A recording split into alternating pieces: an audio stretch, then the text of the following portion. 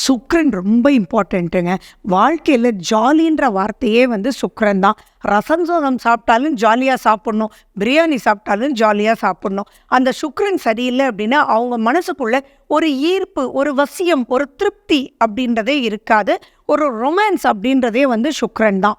So அந்த சுக்ரன் சரியில்ல அப்படின்னா, ஒரு இன்ட்ரெஸ்ட் லைஃப்லயே இருக்காது. இவங்களுக்கு சரியில்ல, இவங்களோட ட்ராவல் பண்றவங்களுக்கும் அந்த இன்ட்ரெஸ்ட் போயிடும். ஸோ சுக்ரனை பலப்படுத்தணுன்றது வெரி வெரி வெரி இம்பார்ட்டன்ட். சுக்ரனுக்கு நீங்கள் கண்டிப்பாக ஒரு சின்ன வெள்ளித்தட்டை எடுத்துக்கோங்க, மொச்சை வாங்கிக்கோங்க.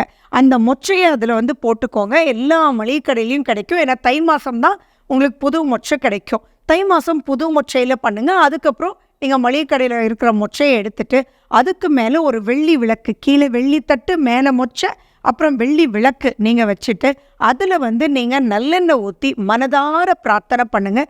சுக்கிரனுக்கு உகந்தது வெள்ளிக்கிழமை.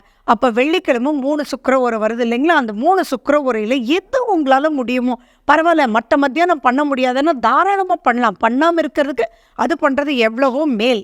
ஆட்டோமேட்டிக்காக சுக்கிரனை எளிய முறையில் வீட்டில் இதை விட சூப்பராக பலப்படுத்த முடியாது. அந்த அளவுக்கு ரிசல்ட்ஸ் இருக்கும். தொடர்ந்து பண்ணுங்கள். 6 வாரத்துலேயே உங்களுக்கு டிஃப்ரென்ஸ் சூப்பராக தெரியும்.